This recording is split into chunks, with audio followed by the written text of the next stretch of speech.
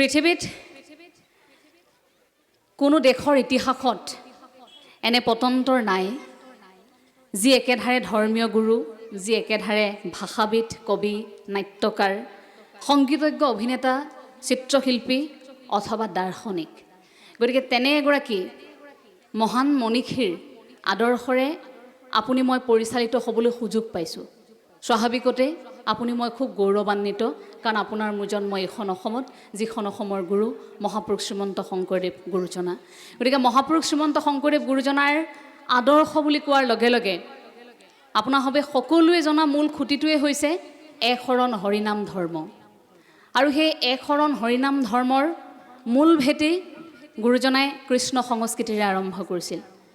কৃষ্ণ সংস্কৃতি য'ৰ পৰা আৰম্ভ কৰিছিল গুৰুজনাই আদিপাঠ, এই এক শৰণ হৰিনাম ধৰ্মৰ শিপাডালো কৃষ্ণ সংস্কৃতিৰে জড়িত কৰোৱাইছিল, যাতে মনুষ্য জাতিয়ে অন্ততঃ কাৰোবাৰ ওচৰত শৰণ ল'ব পাৰে। চাৰেণ্ডাৰ টু ওৱান চুপ্ৰিম, অন্ততঃ এজনৰ অস্তিত্বক স্বীকাৰ কৰা।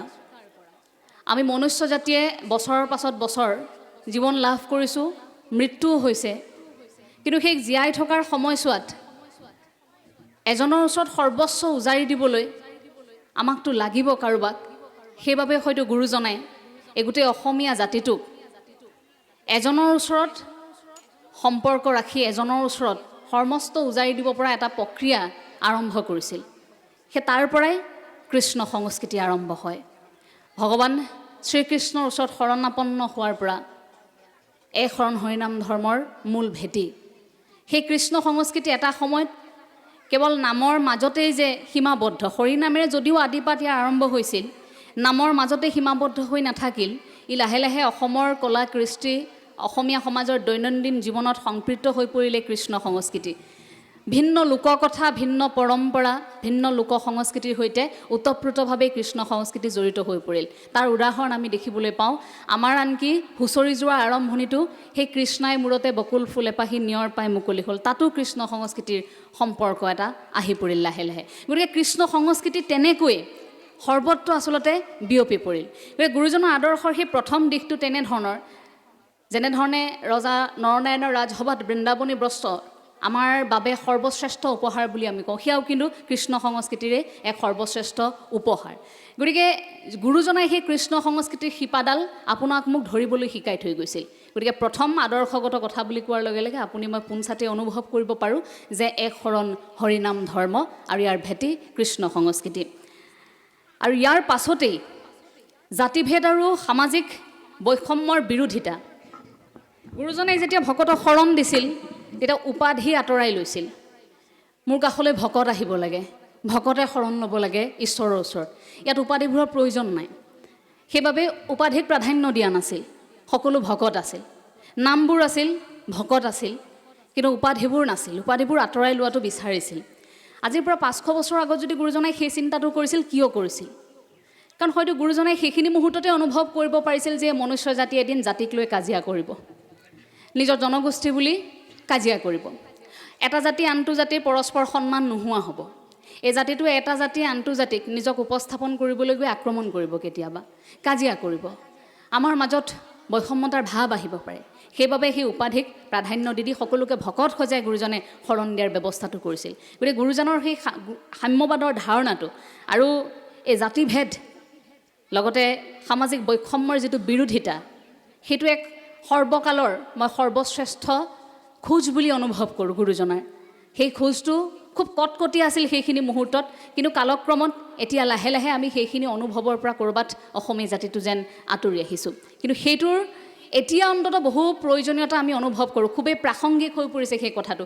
কিয় প্ৰাসংগিক সেইটো আপোনালোকে সংবাদ মাধ্যমৰ ভিন্ন বা বাতৰি চালেই আপোনালোকে অনুভৱ কৰিব পাৰিব। সামাজিক মাধ্যমৰ পৰা আৰম্ভ কৰি প্ৰত্যেকটো মুহূৰ্তত আমাৰ মাজত সঘনে দেখা দিয়া গোষ্ঠীগত সংঘৰ্ষ, জাতিগত সংঘৰ্ষ, মই মোৰ জাতি এই ধৰণে থিয় দিয়াৰ এটা মানসিকতা, আমি আমাৰ জাতিটো এই শব্দটোৰ পৰা মই মোৰ জাতি হোৱালৈ ক'ৰবাত এটা পৃথকতা আহি পৰিছে। গতিকে গুৰুজনাই সেইখিনি কিন্তু খুব স্পষ্টভাৱে অনুভৱ কৰি নিজৰ আদৰ্শত সেই কথাটোৰ সংযোজন ঘটুৱাইছিল। মানৱতাবাদ আৰু নৈতিক জীৱন ইয়াৰ পাছতেই মানৱতাবাদৰ নৈতিক জীৱন বুলি ক'লেই মই মহাপুৰুষ শ্ৰীমন্ত শংকৰদেৱ গুৰুজনাৰ প্ৰসংগটো এইবাবেই সকলোকে শীৰ্ষত ৰাখিব বিচাৰোঁ, কাৰণ সেই বিষয়বস্তুটো প্ৰত্যেকটো সময়তে প্ৰাসংগিক। আজিৰ সময়ত আপুনি অকলশৰে থকাৰ সময়খিনিত যদি অনুভৱ কৰে যে এই সমাজখন আজিৰ পৰা পূৰ্বৰ সমাজখনৰ সৈতে কি মিল আছে, কি ব্যতিক্ৰম আছে, তেতিয়া আপোনাৰ চকুৰ সন্মুখত ধৰা দিয়া সেই সাধাৰণ শব্দবোৰেই হ'ব শ্ৰদ্ধা, মৰম, ভকতি, ত্যাগ, ন্যায়, সদাচাৰ, পৰোপকাৰ, এই কথাবোৰ, এই শব্দবোৰ। ক'ৰবাত শ্ৰদ্ধা, ভকতি, সেৱা, আদৰ, মৰম, সন্মান এইবোৰ কেৱল বঁটা, বাহন, গামোচা পিন্ধোৱা, সেৱা কৰা, অনুষ্ঠান এটাত আনুষ্ঠানিকতা ৰক্ষা কৰা, সেইবোৰৰ মাজতে শেষ হৈ গৈছে নেকি? ক'ৰবাত আমি এজনে আনজনক জনাবলগীয়া শ্ৰদ্ধা, মানুহ হিচাপে এজনে আনজনক কৰিবলগীয়া সেৱা অকণমান সময়ৰ আনুষ্ঠানিকতাৰ মাজতেই শেষ হৈছে নেকি? প্ৰকৃতাৰ্থত প্ৰত্যেকগৰাকী সন্তানে নিজৰ কৰ্তব্য পিতৃ মাতৃৰ প্ৰতি শ্ৰদ্ধা, ভকতি, প্ৰত্যেকগৰাকী পিতৃ মাতৃৰ কৰ্তব্য সন্তানৰ প্ৰতি আদৰ, মৰম, সন্মান, প্ৰতিখন সমাজৰ জ্যেষ্ঠৰ প্ৰতি, কনিষ্ঠৰ প্ৰতি সেই শিপাডাল একেই আছেনে বাৰু? নৈতিক জীৱন, মানৱতাবাদ গুৰুজনাৰ আদৰ্শৰ আটাইতকৈ শক্তিশালী এটা দিশ আছিল। কাৰণ গুৰুজনে যি সময়ত এই একশৰণ হৰিনাম ধৰ্মৰ প্ৰচাৰ কৰিছিল সেয়া মানুহৰ সেৱাৰে আৰম্ভ হৈছিল। তাত মানৱতাবাদৰ কথা আছিল, তাত নৈতিক জীৱনৰ কথা আছিল যে ভকত এজন কেনেকৈ আহিব, কি পিন্ধি আহিব, কেনেকৈ বহিব, কেনেকৈ কথা পাতিব, এজন মনুষ্যই মানুহ হিচাপে গোটেই জীৱনটোত কেনেকুৱা আচৰণনো কৰিব, সেই আৰম্ভণিখিনি আমি গুৰুজনাৰ আদৰ্শত পাওঁ। কিন্তু এতিয়া তাৰ বাবে আমি প্ৰশিক্ষণ ল'বলগীয়া হয়, আমি নতুনকৈ প্ৰশিক্ষণ ল'বলগীয়া হয়। আমি কেনেকৈ আচৰণ কৰিম, কেনেকৈ কথা ক'ম, কেনেকৈ হাঁহিটো মাৰিম, কেনেকৈ কি কৰিম, নহ'লে গোটেই সমাজখনত লাহে লাহে এনেকুৱা এটা বিৰূপ প্ৰক্ৰিয়াৰ সৃষ্টি হ'বলৈ গৈছে। আপুনি বেছি ডাঙৰকৈও হাঁহিব নোৱাৰে, কাৰণ সমাজে আপোনাক দুখ ধৰিব। আপুনি ডাঙৰকৈ কান্দিবও নোৱাৰে, আপুনি বেছিকৈ খঙো কৰিব নোৱাৰে, আপুনি বৰ বেছিকৈ কথাও পাতিব নোৱাৰে, কথা কমায়ো পাতিব নোৱাৰে, কাৰণ গোটেই সমাজখন ৰৈ আছে আপোনাক কেৱল সমালোচনা কৰিবৰ বাবে, আপোনাক বিতৰ্ক কৰিবৰ বাবে। এই যে নৈতিক জীৱন, ইয়াৰ মই এটা উদাহৰণ দিব বিচাৰিছোঁ যে আমি কেনেকুৱা এটা পৰ্যায়লৈ লাহে লাহে গতি কৰিছোঁ।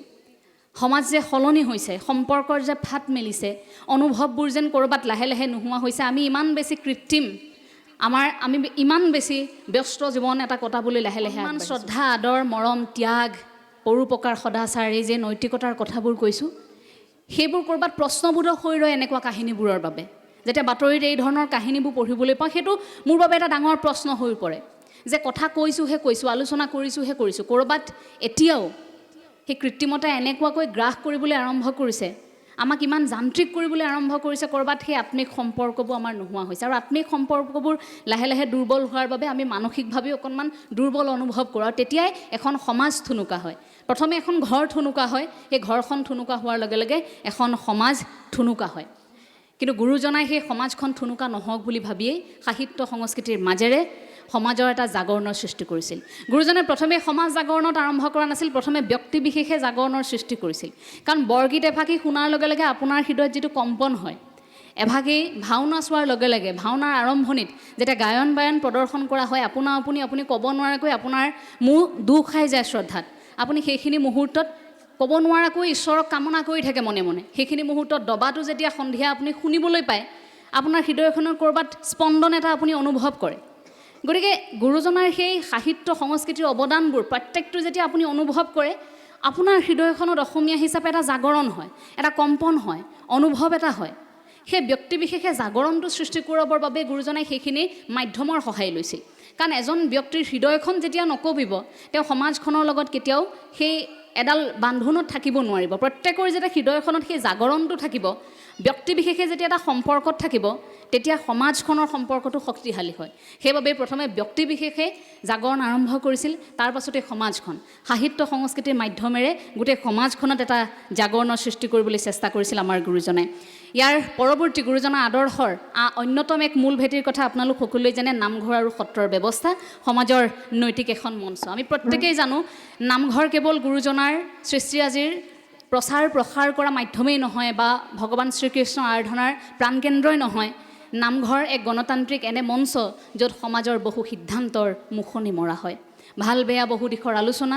সমাজখনে সেই নামঘৰত হোৱা নামঘৰৰ মজিয়াৰ আলোচনা, সেই সিদ্ধান্ত বৰমূৰীয়াসকলে লোৱা সিদ্ধান্তৰ বাবে অপেক্ষাও কৰে। এটা সময়ত নামঘৰ বা আদালত, নামঘৰ বা সত্ৰ আমাৰ বাবে আদালত তেনেধৰণৰ এটা পৰ্যায়লৈ গতি কৰিছিল। গতিকে গণতান্ত্ৰিক সেই মঞ্চখনত সকলোৱে উচ্চ নিচ কোনো ধৰণৰ জাতিৰ ভেদাভেদ নথকাকৈ সকলোৱে একেলগে নামঘৰত বহি প্ৰত্যেকটো গণতান্ত্ৰিক সিদ্ধান্ত ল'ব পৰা এটা পৰিৱেশৰ সৃষ্টি কৰিছিল। গুৰুজনাই হয়তো দূৰদৰ্শী চিন্তাধাৰাৰে সেইখিনিৰ পৰিকল্পনা কৰিছিল।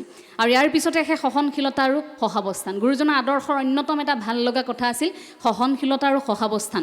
আমি যদি অকণমান সেই দিশটো চাওঁ যে সহনশীলতা কাক সহ্য কৰিব লাগে, এতিয়া প্ৰথমে মানুহ সহ্য কৰাৰ কথাটোৱে আলোচনা কৰোঁচোন, যে মানুহ আমি প্ৰত্যেকক সহ্য কৰাটো, অন্ততঃ ভকতে ভকতকে সহ্য কৰকচোন। যদি এজনে আনজনক সহ্য কৰিব নোৱাৰে তেন্তে সহাৱস্থান কৰাটো সম্ভৱনে?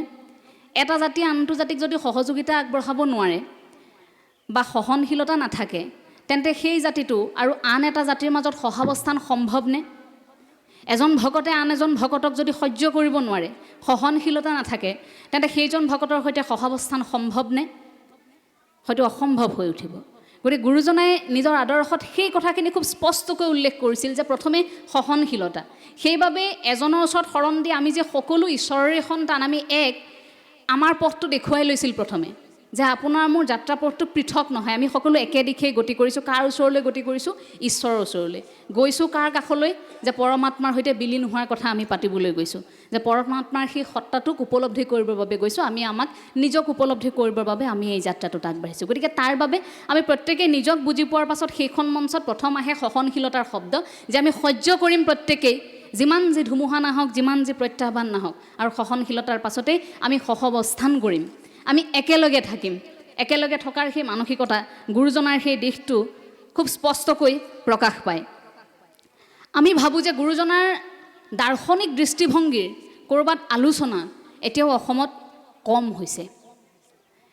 নামঘৰৰ ভিতৰত গুৰুজনাৰ সৃষ্টিৰাজিৰ চৰ্চা, কেৱল নামঘৰৰ ভিতৰতেই শ্ৰীমন্ত শংকৰদেৱ গুৰুজনাৰ আলোচনা আৰু এনেকুৱা এখন সভা সমিতিত গুৰুজনাৰ আদৰ্শৰ চৰ্চা, ইমানৰ মাজতেই যদি সীমাবদ্ধ থকা যায় তেন্তে আমি কামনা কৰি থকা সপোনটো বা মনত পুহি ৰখা সেউজীয়া সপোনটো হয়তো কেতিয়াও পূৰণ নহ'ব। যদি এতিয়াও একাংশ লোকে গুৰুজনাৰ তিৰুভাৱ তিথিটো বা গুৰুজনাৰ জন্ম জয়ন্তীটো ৰাজহুৱা বন্ধ বুলি ভাবিবলৈ লয়, তেন্তে সেইটোৰ বা তাতকৈ আৰু দুৰ্ভাগ্যজনক হয়তো একোৱেই নাথাকিব। এতিয়াও অসমৰ একাংশ লোকৰ বাবে তিৰুভাৱ তিথিটো ৰাজহুৱা এটা বন্ধ, গতিকে সেই দিনটো নিজৰ সৈতে একেলগে সময় পাৰ কৰে, সেই দিনটো আমাৰ একো কৰণীয় নাই বুলি অনুভৱ কৰে। কিন্তু গুৰুজনাৰ বাবে এটা দিন আমি যদি বিশেষভাৱে উলিয়াবই নোৱাৰোঁ অসমে, বা আমি আয়োজনেই কৰিব নোৱাৰোঁ, বা আমি চৰ্চাই কৰিব নোৱাৰোঁ, গুৰুজনাৰ সৃষ্টিৰাজিক আমি প্ৰচাৰ প্ৰসাৰত ক'ৰবাত আমিয়েই থমকি ৰৈছোঁ, তেন্তে আপুনি মই এইটোও যুক্তি নাই যে প্ৰতি মুহূৰ্তত নতুন প্ৰজন্মই নকৰে, নতুন প্ৰজন্ম আধ্যাত্মিক নহয় বুলি দুখটো নতুন প্ৰজন্মলৈ ঠেলি দিম। আমি ভাবোঁ, আমি অনুভৱ কৰোঁ যে এইখন সমাজত নতুন প্ৰজন্মক বহুবাৰ বহু সময়ত জগৰীয়া কৰা হ'ল। এতিয়া অন্ততঃ নতুন প্ৰজন্মক জগৰীয়া কৰাটো বাদ দিব লাগে।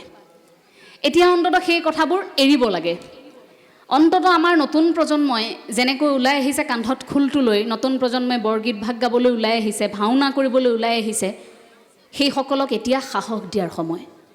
আমি ভাবোঁ ভিন্ন প্ৰান্তত যিসকল নতুন প্ৰজন্মৰ যুৱক যুৱতী গুৰু সংস্কৃতিৰ সৈতে জড়িত হ'বলৈ আগবাঢ়ি আহিছে, সেইসকলক এতিয়া সাহস দিয়ক। বহু সময়ত আমি আলোচনা কৰিলোঁ, সমালোচনা কৰিলোঁ, এতিয়া অন্ততঃ সেইসকলক আমি সাহস দি নতুন প্ৰজন্মক মানসিকভাৱে সবল হৈ এইখন অসমত গুৰুজনাৰ সৃষ্টিৰাজিক জীয়াই ৰখাৰ ক্ষেত্ৰত কাম কৰিবলৈ এক উৎসাহ যোগোৱাৰ মই দায়িত্ব আছে বুলি অনুভৱ কৰোঁ প্ৰতিগৰাকী অসমীয়াৰ।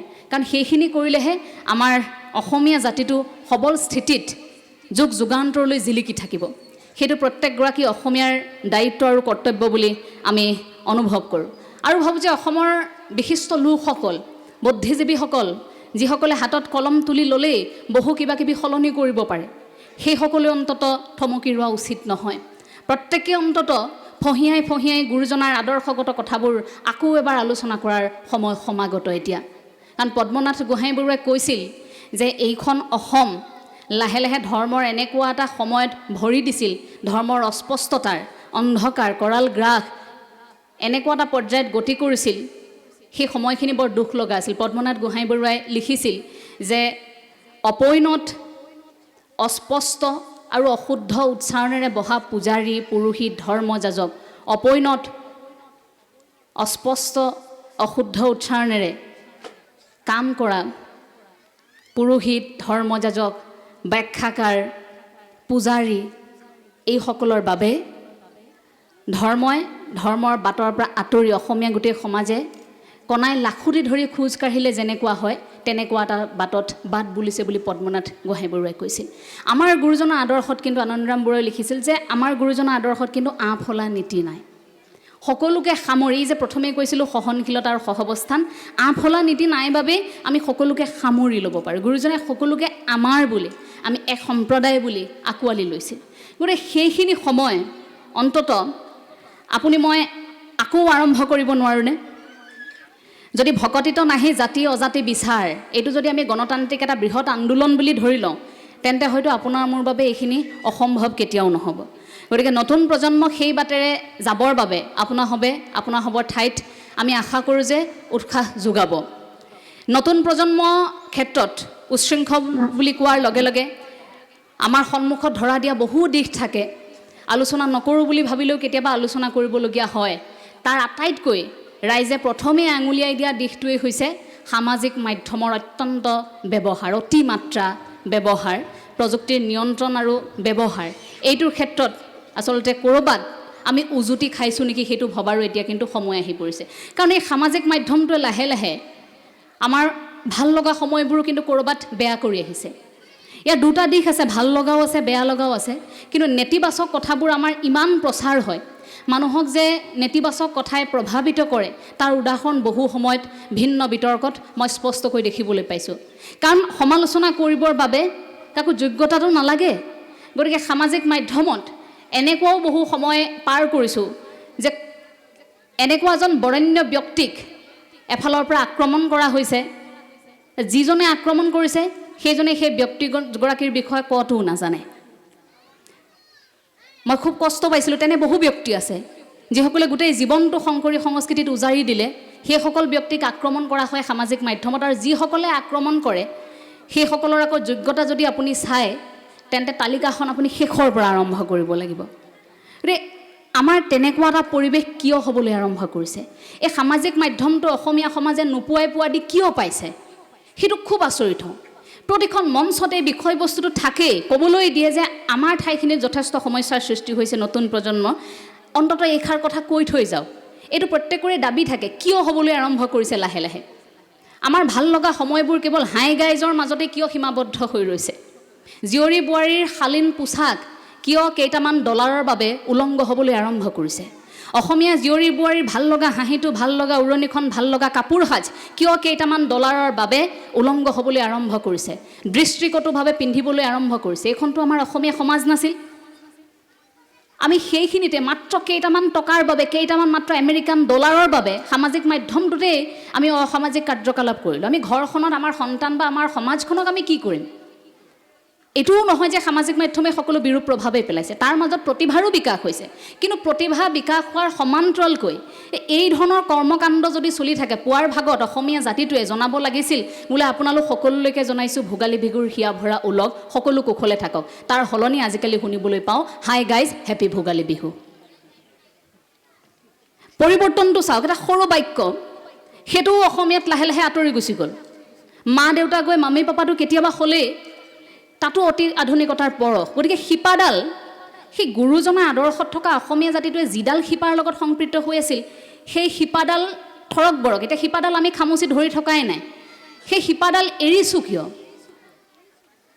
আমিতো গ্ৰাম্যাঞ্চলত খুব কটকটীয়াকৈ তেনে পৰম্পৰাৰ শিপা ধৰি থাকে বুলি আমি অনুভৱ কৰোঁ। কিন্তু ক'ৰবাত আপুনি যদি ভালকৈ পৰ্যালোচনা কৰে যে নহয়, লাহে লাহে আমিও গ্ৰাম্যাঞ্চলতো লাহে লাহে শিপাডাল এৰিবলৈ আৰম্ভ কৰিছোঁ। কিয়? কাৰণ আমি আনক অনুকৰণ কৰিছোঁ, এনেভাৱে অনুকৰণ কৰিছোঁ, সেইবাবে আমি একেবাৰে ধনীও হ'ব পৰা নাই, একেবাৰে দুখীয়াও হ'ব পৰা নাই, মাজত আছোঁ মধ্যবিত্ত। আৰু মধ্যবিত্তসকলৰ সমস্যা সেইবাবে বহু বেছি। কাৰণ ধনীসকলৰ সৈতে মিলাবলৈ যাওঁতে যাওঁতে, অতি আধুনিক হ'বলৈ যাওঁতে যাওঁতে ক'ৰবাত নিজৰ ভাল লগা সময়বোৰ আমি হেৰুৱাইছোঁ। নোপোৱাসকলে নোপোৱাৰ বেদনাতেই আৰু বেছি হতাশাত যাবলৈ আৰম্ভ কৰিছে। গতিকে পৰিৱেশবোৰ এতিয়া ভাল লগা হৈ থকা নাই। কিন্তু শিপাডালৰ সৈতে সম্পৰ্ক ৰাখিম বুলি যদি প্ৰতিগৰাকী অসমীয়াই নিজৰ জাতিটোৰ কৃষ্টি সংস্কৃতি পৰম্পৰা পালন কৰে, সেই জাতিটো কেতিয়াবা দুৰ্ভগীয়া হ'ব পাৰে নেকি? জাতিটোৱে যদি ঘৰখনৰ পৰা জাতীয়তাবাদৰ খোজ আৰম্ভ কৰে, আমাৰ গুৰুজনাইতো শিপিনী তাঁতশালৰ পৰা আৰম্ভ কৰিছিল, সেই সৰিয়হৰ খেতিৰ পৰা আৰম্ভ কৰিছিল। আমাৰ ভকতে প্ৰথমে চাউল কথা, তাৰ পাছত হৰি কথা, বোলে খেতি তুমি কৰি থৈ আহা, তাৰ পাছত তুমি নামলৈ আহিবা। গুৰুজনাইতো কোৱা নাছিল যে প্ৰথমতে নাম গাই লোৱা তাৰ পাছত খেতি কৰিবা, বোলে খেতি কৰিব নালাগে। গুৰুজনাৰ সৈতে থকা আটাপুৰুষসকলে খেতি কৰিছিল। কিন্তু আমাৰ বৰ্ণনাটো কি বুলি হয়, আমাৰ নতুন প্ৰজন্মক বৰ্ণনা কি বুলি দিয়া হয় যে ই ধাৰ্মিক হ'বলৈ গৈ আছে, ইয়াৰ আৰু একো নাই। কিন্তু সেই কথাটো নহয়। গুৰুজনাই আমাক প্ৰথমে চাউল কথা, তাৰ পাছত খৰি কথা বুলি যে ক'লে, প্ৰথমতে কৰ্ম সংস্কৃতি, কৃষ্ণ সংস্কৃতিৰ লগত সম্পৰ্ক ৰাখি কৰ্ম সংস্কৃতিৰ নিদৰ্শনটোও দেখুৱাই থৈ গৈছিল। কিন্তু আমি অসমীয়া অকল নাম গাই মাহ প্ৰসাদ খাই সেইখিনি তাতেই সীমাবদ্ধ কৰি ৰাখিছোঁ নেকি? তাৰ মাজত আধ্যাত্মিকতা শব্দটো ক'ৰবাত প্ৰশ্নবোধক হৈ ৰৈছে নেকি? নতুন প্ৰজন্মৰ মাজত আধ্যাত্মিক আৰু ধৰ্ম এই দুয়োটা শব্দৰ মাজত বিশৃংখলতাই ক্ৰিয়া কৰিছে নেকি? সেইটো এবাৰ অনুভৱ কৰা অন্তত সময়। কাৰণ আধ্যাত্মিকতা আৰু ধৰ্ম দুয়োটা একেই নহয়। ধাৰ্মিক মানুহগৰাকী আধ্যাত্মিক হ'বই লাগিব, তেওঁ ধৰ্ম এটাত আছে, গতিকে তাক অনুভৱ কৰিবলৈ তেওঁ আধ্যাত্মিক হ'ব লাগিব। কিন্তু আধ্যাত্মিক মানুহ এগৰাকী যদি ধৰ্ম নিৰ্দিষ্ট এটা ধৰ্মৰ গণ্ডিৰ ভিতৰত নাই, সেইগৰাকী কিন্তু তেতিয়াও আধ্যাত্মিক হৈ থাকিব পাৰে। আধ্যাত্মিকতা সি আত্মাৰ চেতনাৰ উপলব্ধি, নিজে নিজক জনাৰ এটা প্ৰক্ৰিয়া। নিজক জনাৰ সেই প্ৰক্ৰিয়াটোত যিকোনো ধৰণৰ মানুহ থাকিব পাৰে, কিন্তু সেই আধ্যাত্মিকতাৰ শক্তিটোহে আমাৰ নতুন প্ৰজন্মৰ মাজত থাকিব লাগে। মই ভাবোঁ সেইটো হয়তো প্ৰত্যেকখন ঘৰৰ পৰাই সেইটো আৰম্ভ হ'লে আমাৰ সুবিধা হ'ব কথাবোৰ বুজি পোৱাত। আধ্যাত্মিকতা আৰু ধৰ্ম একাকাৰ কৰি দিলে আমাৰ নতুন প্ৰজন্মই ভাবিব যে এইটো সম্পূৰ্ণ ধৰ্মৰ গণ্ডিৰ ভিতৰত থকা এটা বিষয়বস্তু। আধ্যাত্মিকতা, স্পিৰিচুৱেল ইণ্টেলিজেঞ্চ, যিটোৰ ওপৰত মই বৰ্তমান এগৰাকী গৱেষক ছাত্ৰী হিচাপে অধ্যয়ন কৰি আছোঁ। গতিকে সেই স্পিৰিচুৱেল ইণ্টেলিজেঞ্চ, তাত গুৰুজনাৰ আদৰ্শটো কেনেধৰণে জড়িত হৈ আছে। আমাৰ আধ্যাত্মিকতাত, অসমৰ প্ৰেক্ষাপটত আধ্যাত্মিকতা আৰু তাত মহাপুৰুষ শ্ৰীমন্ত শংকৰদেৱ গুৰুজনাৰ আদৰ্শৰ কথাটো কেনেধৰণে জড়িত হৈ আছে, তাত নৈতিকতাৰ কথাবোৰ কেনেকৈ জড়িত হৈ আছে, সেইবোৰ ফঁহিয়াই চোৱাৰ এতিয়া সময় বুলি আমি ভাবোঁ। আমি গুৰুজনাৰ সৃষ্টিৰাজিৰ প্ৰচাৰ প্ৰসাৰৰ বাবে গুৰুত্ব দিছোঁ, কাম কৰিছোঁ, সেইটো খুব সুন্দৰ কথা। কিন্তু ইয়াৰ সমান্তৰালকৈ আদৰ্শগত কথাবোৰো মই ভাবোঁ আলোচনা হ'ব লাগে। কাৰণ গুৰুজনাৰ আদৰ্শগত কথাবোৰ পৃথিৱীৰ কোনো গুৰুৰ সৈতে সমকক্ষ নহয়, কাৰোৰ সৈতে তুলনা নহয়। সেইখিনি আদৰ্শ সদায় পৃথক আছিল। গতিকে সেইবাবে মই ভাবোঁ যে সেইখিনি অন্তত ঘৰ এখনৰ পৰা আৰম্ভ হওক। এতিয়া অন্তত এজন ব্যক্তি বুলিয়ে, এজন সাহিত্যিক বুলিয়ে অনুভৱ কৰকচোন নতুন প্ৰজন্মই যে গুৰুজনা এগৰাকী এনে সাহিত্যিক আছিল যি সাহিত্যৰাজিৰ তুলনা পৃথিৱীৰ কোনো সাহিত্যিকৰ সৈতে নহয়, সেই বুলিয়ে অনুভৱ কৰকচোন। এগৰাকী সমাজ বিজ্ঞানী বুলিয়ে অনুভৱ কৰকচোন, এগৰাকী মনোবিজ্ঞানী বুলিয়ে অনুভৱ কৰকচোন, এগৰাকী দাৰ্শনিক বুলিয়ে অনুভৱ কৰকচোন। কিন্তু অনুভৱটো কৰিব, গুৰুজনাৰ সৈতে এটা আত্মিক সম্পৰ্কটো হ'ব। এই আত্মিক সম্পৰ্কটো হয়তো প্ৰত্যেকগৰাকী নতুন প্ৰজন্মৰ গঢ়ি উঠিলেহে এইখন সমাজত আমি ভাবোঁ যে পৰৱৰ্তী মুহূৰ্তত আমি কাম কৰিবলৈ আমাৰ সুবিধা হ'ব। নহ'লে ইমানেই আমি আজিৰ সময়ত সমস্যাৰ সন্মুখীন হৈছোঁ, প্ৰত্যাহ্বানৰ সন্মুখীন হৈছোঁ, আমাৰেই কেতিয়াবা কথা ক'বলৈ ভয় লগা হৈ যায়। আমাক এতিয়া দায়িত্ব দিয়া হৈছে, আমি কথা কৈছোঁ, কিন্তু ধৰ্মৰ কথা ক'বলৈ মানুহে খুব ভয় কৰে। কাৰণ ধৰ্মৰ কথাত সঘনে বিতৰ্ক হয়, ধৰ্মৰ কথা ক'লে মানুহে ভাল নাপায়। ধৰ্ম বুলি কওঁতে কেৱল অনুভৱ কৰি লয় যে নিৰ্দিষ্ট গণ্ডিৰ ভিতৰত নীতি নিয়ম কানুন এই সকলোবোৰৰ ভিতৰত আমি পালন কৰি থকা এটা প্ৰক্ৰিয়া, সেইটো ধৰ্ম ধাৰণ কৰাটো। কিন্তু আমি সময় পৰিৱেশ পৰিস্থিতি সাপেক্ষে মোৰ সন্মুখত ধৰা দিয়া যিটো কৰ্ম, সেইটো মোৰ বাবে ধৰ্ম বুলি কিয় অনুভৱ কৰিব নোৱাৰোঁ? প্ৰথমে এইখিনি মুহূৰ্তত আমি আপোনালোকৰ আগত কথা কৈ আছোঁ, আমাৰ ধৰ্মটো কথা কোৱাই, আপোনালোকে শুনি আছে। এইখিনি মুহূৰ্তত আপোনালোকে দৰ্শকৰ ধৰ্ম পালন কৰিছে। ইয়াত সভাপতি মহোদয় সভাখন পৰিচালনা কৰিছে, সভাপতি মহোদয়গৰাকী ধৰ্ম হৈছে সভাখন পৰিচালনা কৰা এইখিনি মুহূৰ্তত। গতিকে সেইটো আমাৰ সন্তানে কেনেকৈ অনুভৱ কৰিব যে ধৰ্মটো আচলতে সময় পৰিৱেশ পৰিস্থিতি সাপেক্ষে আপুনি মই কৰি থকা কামটোৱে ধৰ্ম। সেইটো অনুভৱ কৰিছিল ভগৱান শ্ৰীকৃষ্ণ অৰ্জুনক, যেতিয়া অৰ্জুনে কৈছিল মই এতিয়া কি কৰ্ম কৰিম, তেতিয়া ভগৱান শ্ৰীকৃষ্ণই কৈছিল যে তুমি তোমাৰ ধৰ্মটো পালন কৰা। ধৰ্মটো হৈছে তুমি এতিয়া যুঁজিব লাগিব, তুমি যুঁজা, যুঁজাৰটোৱে তোমাৰ এতিয়া ধৰ্ম। গতিকে যিখিনি মুহূৰ্তত যিটো কৰ্ম আপোনাৰ মোৰ বাবে সেইটোৱেই ধৰ্ম বুলি আমি অনুভৱ কৰিব লাগিব। সেইটোৰ পৰা যদি আৰম্ভ হয়, মই ভাবোঁ যে পৰৱৰ্তী মুহূৰ্তত ধৰ্ম বুলি ক'লে এটা বিশাল বস্তু, ভয় লগা কিবা এটা ধাৰণা, সেইটো হয়তো নহ'ব। সেইটো খুব সহজে অনুভৱ কৰিব পাৰিব, কিন্তু তাৰ খোজটো আধ্যাত্মিকতাৰে আৰম্ভ হ'ব লাগিব। সুপ্ৰিম, প্ৰথমে উল্লেখ কৰিছিলোঁ যে চাৰেণ্ডাৰ টু ওৱান সুপ্ৰিম, যিটো এজনৰ ওচৰত সৰ্বস্ব উজাৰি দিয়া, কাৰোবাৰ ওচৰত শৰণ লোৱা, সেইজন ভগৱান শ্ৰীকৃষ্ণ বুলি আপুনি অনুভৱ কৰিছে। হয়তো ব্যক্তি বিশেষে আপোনাৰ পচন্দ বেলেগো থাকিব পাৰে, কিন্তু গুৰুজনাৰ আদৰ্শৰে যদি আমি কওঁ তেন্তে ভগৱান শ্ৰীকৃষ্ণকে আমি সেই শাৰীত ৰাখিছোঁ। গতিকে সেইজন ঈশ্বৰৰ ওচৰত আপুনি মই সংপৃক্ত হ'বৰ বাবে আপোনাৰ মোৰ মনটোকো সেই কোঠাটোৰ ভিতৰলৈ নিব লাগিব। এতিয়া ঈশ্বৰ আছে বুলি ক'লে ভিন্নজনে আপোনাক প্ৰশ্ন সুধিব যে ঈশ্বৰ কেনেকুৱা, ঈশ্বৰ ক'ত আছে, সঁচাকৈ ঈশ্বৰ আছেনে? এতিয়া অনুভৱটো আপুনি মই কেনেকৈ কৰিম?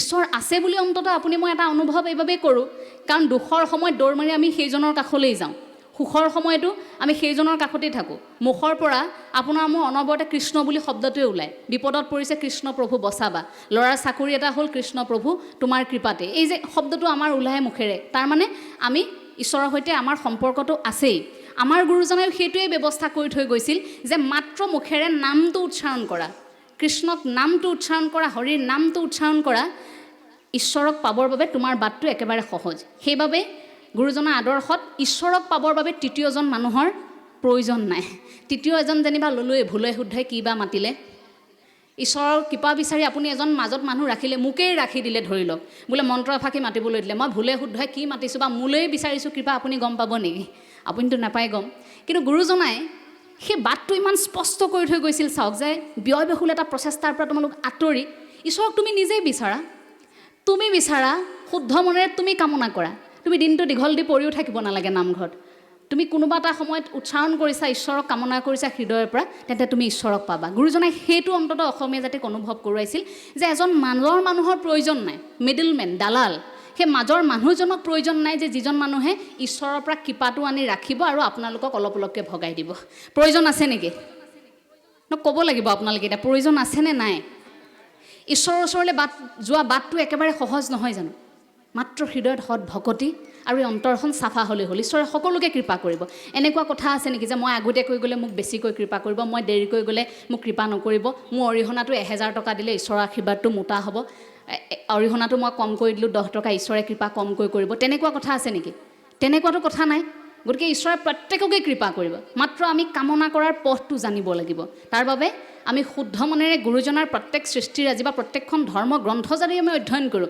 আমাৰ অসমীয়া নতুন প্ৰজন্মই শিক্ষা আৰু সচেতনতা গুৰুজনাই আমাক সেই পথটো দেখুৱাই থৈ গৈছিল সেইবাবে আমি বহু বছৰলৈ সমৃদ্ধিশালী হৈ থাকিম এই জাতিটো বোলে গুৰুজনাৰ আদৰ্শৰ এটা দিশো যদি আমি এৰি দিওঁ এই জাতিটো জীয়াই নাথাকে বহু সাহিত্যিকে লিখি থৈ গৈছিল পূৰ্বতেও আৰু লক্ষ্মীনাথ বেজবৰুৱাদেৱে এই কথাষাৰ কৈছিল যে জাতিটোৱে মৰি থাকিব অসমীয়া জাতিটোৱে মৰি থাকিব যদি গুৰুজনাক এৰিবলগীয়া হয় গুৰুজনাৰ আদৰ্শক যদি এৰি কোনোৱে থাকিম বুলি ভাবে তেন্তে সেইটো জাতি আৰু জীয়াই নাথাকে অসমীয়া জাতিটোৱে সেইখিনি হয়তো মৰহাস কেতিয়াও কৰিব নোৱাৰে গতিকে শিক্ষা আৰু সচেতনতাৰ বাবে আমি তথ্য সমৃদ্ধ হ'বৰ বাবে আমি অধ্যয়ন কৰিব নোৱাৰোঁনে প্ৰত্যেকখন ধৰ্মগ্ৰন্থ আমি নিজেই পঢ়িব নোৱাৰোঁনে আনে বুজাই দিয়া আনে পঢ়াই দিয়া আৰু নিজে বুজি পোৱাৰ মাজত নিজে পঢ়ি আপুনি আন এজনক কোৱাৰ মাজত পাৰ্থক্য আছে গতিকে সেই ক্ষেত্ৰত আমি ভাবোঁ যে প্ৰত্যেক নতুন প্ৰজন্মই যদি আমাৰ গ্ৰন্থবোৰ হাতত লয় প্ৰতিখন ধৰ্মগ্ৰন্থ আন আন ধৰ্মৰো মই ভাবোঁ যে অধ্যয়ন কৰিব লাগে তেতিয়া এটা দৃষ্টিভংগী স্পষ্ট হৈ পৰে যে আমাৰ আদৰ্শগত কথাখিনিত তেখেতসকলৰ তুলনাত কোনখিনিত পৃথকতা আছে বা কোনখিনিত সামঞ্জস্য আছে মই ভাবোঁ যে সেইটোৱে খুব শক্তিশালী ৰূপত আমাক সহায় কৰে ঈশ্বৰ আছে নাই বুলি এইবাবে ভাবিব নালাগে যে কুঁৱলীৰ বাটটোৰে আপুনি মই যেতিয়া আগবাঢ়োঁ কুঁৱলীবোৰে হেঁচা মাৰি ধৰি আপোনাক আগবাঢ়িব নোৱাৰা কৰি ধৰি ৰাখে নেকি একে ঠাইতে যেতিয়া কুঁৱলী থাকে ঠাণ্ডা দিনত আপুনি মই যিটো পথেৰে আগবাঢ়িছোঁ কুঁৱলী পৰি আছে কুঁৱলী পৰিলেও আপুনি মই গৈ থাকোঁ কিয় গৈ থাকোঁ কাৰণ আপুনি মই জানো কুঁৱলীহে পৰিছে লাহে লাহে গৈ থাকিলে লাহে লাহে বাট মুকলি হৈ গৈ থাকে আৰু ধীৰে ধীৰে গৈ থকা মানে কুঁৱলীত ধীৰে ধীৰে গৈ থকা মানে নিৰ্দিষ্ট সময়ত আপুনি গন্তব্যস্থান পাব অকণমান দেৰি হ'ব পাৰে কুঁৱলীৰ বাবে কিন্তু নিৰ্দিষ্ট সময়ত কুঁৱলী আঁতৰি যায় গতিকে জীৱনৰ প্ৰত্যাহ্বানবোৰ তেনেকুৱা চামনি প্ৰত্যেকৰ জীৱনলৈ আহে কিন্তু ঈশ্বৰে সেইটোও বাট দেখুৱাই দিয়ে যে কুঁৱলী সেয়া মাত্ৰ ই সৰ্বকালৰ বাবে তোমাক চামনি দি ধৰি ৰাখিব পৰাকৈ তোমাৰ পথৰ বাধা হৈ থিয় দিয়া নাই গতিকে লাহে লাহে কুঁৱলী আঁতৰিব তুমি মাত্ৰ গতি কৰা এতিয়া ঈশ্বৰ আছে কাৰণ ঈশ্বৰৰ কৃপাৰ সেই হাতখন আপুনি মই ভিন্ন সময়ত অনুভৱ কৰোঁ যেতিয়াই আমি বিপদত পৰোঁ এজন ল'ৰা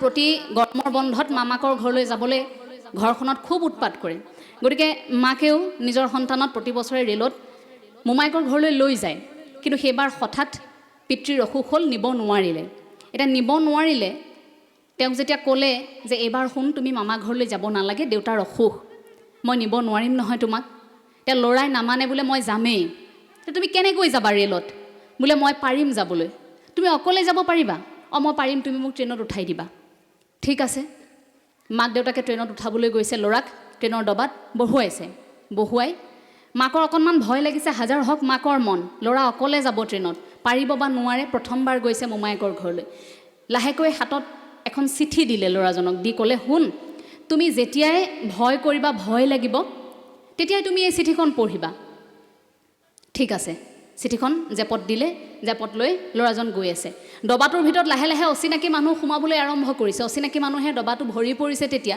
ডবাটোৰ ভিতৰত যেতিয়া সোমাই আছে অচিনাকি মানুহবোৰ ল'ৰাজনৰ ভয় লাগিবলৈ আৰম্ভ কৰিছে ইমান ভয় লাগিছে অচিনাকি মানুহৰ মাজত খুব অকলশৰীয়া অনুভৱ কৰিছে তেতিয়া মনত পৰিছিল মই ৰেলখনত উঠোতে মায়ে মোক কাগজৰ টুকুৰা এটা দিছিল নহয় কিবা দিছিল মায়ে মই পঢ়ি চাওঁ সেই বুলি মাকে দিয়া চিঠিখন উলিয়াইছে চিঠিখনত লিখা আছিল কি জানেনে তুমি চিন্তা নকৰিবা শুন মই তোমাৰ পিছৰ ডবাটোতে বহি আহি আছোঁ আহিবলগীয়া ষ্টেচনটোত আমি দুয়ো লগ হ'ম মই তোমাৰ পিছৰ ডবাটোত আছোঁ তুমি নিৰ্ভয়ে গৈ থাকা মই তোমাৰ পিছতে আছোঁ কাৰণ আমি একেখন ৰেলগাড়ীতেই আছোঁ ল'ৰাটোৰ মুখত এটা মিচিকিয়া হাঁহি আহিল আৰে মা দেখোন পিছৰ ডবাটোত আছে মা পিছৰ ডবাটোত আছে মোৰ চিন্তা কৰিবলগীয়া কি আছে সেই বুলি তেওঁ আনন্দ মনেৰে ষ্টেচন পালেগৈ নামিল কিন্তু মাকক তেতিয়া বিচাৰি নাপালে অৰ্থাৎ মাক যোৱাই নাছিল কিন্তু মাকে সাহসৰ বাবে সেই চিঠিখন ল'ৰাজনলৈ দি পঠিয়াইছিল তাত এটাই মাত্ৰ বাক্য যে ময়ো তোমাৰ লগত একেখন ৰেলগাড়ীত গৈ আছোঁ পিছৰ ডবাত মাথো গৈ আছোঁ